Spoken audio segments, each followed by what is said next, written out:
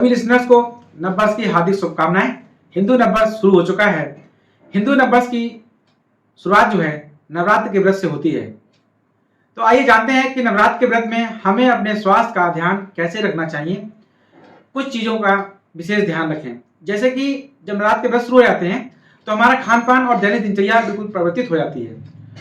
तो हमें नवरात्र के दिनों में कैसे अपनी सेहत का ध्यान रखना है। सबसे पहला आता है कि हमें बीच बीच में पानी अवश्य पीते रहना चाहिए। कम से कम दिन में 1 से 2 गिलास दूध का सेवन करना चाहिए या फिर दूध से बनी हुई चीज़ों का सेवन करना चाहिए। नंबर 2 पर आता है ड्राई फ्रूट्स और फ्रूट्स।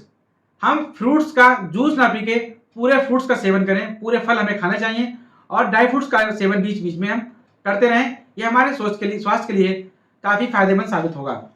कुछ लोग जो कि शुगर के रोगी होते हैं, जिन्हें मधुमेह रोग होता है और हृदय के रोगी भी अपनी विश्वास और आस्था के कारण व्रत को नहीं छोड़ना चाहते, तो उनको अपने स्वास्थ्य के प्रति क्या ध्यान रखना चाहिए।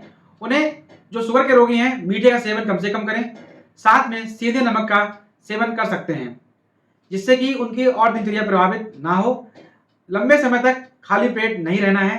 या तो फ्रूट्स का सेवन करें या फिर दही का सेवन कर सकते हैं, या मीठे दही का भी सेवन कर सकते हैं, हल्का मीठा, या फिर नमक डालकर उसका सेवन करें।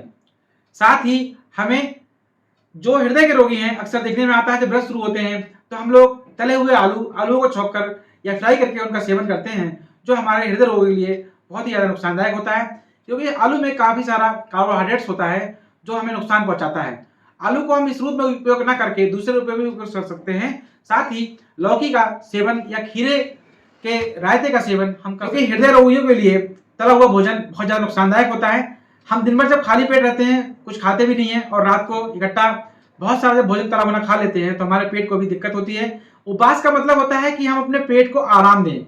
तो ऐसी फ्रूट्स और सादा खाने का प्रयोग करें, जैसे कि लौकी की खीर या फिर साबूदाना की खीर। इस तरह की चीज़ों का सेवन करें जिससे पेट को भी आराम मिले और हमारे हृदय को भी नुकसान ना पहुंचे। आलू को फ्राई करके खाने से हमारा शुगर का लेवल बढ़ जाता है, उधर फ्राई होने से हमारा हार्ट को भी नुकसान पहुंचता है। तो इसलिए हृदय रोगी और शुगर के रोगियों को इन बातों का ध्यान रखना है कि वो आलू के सेवन से बचें।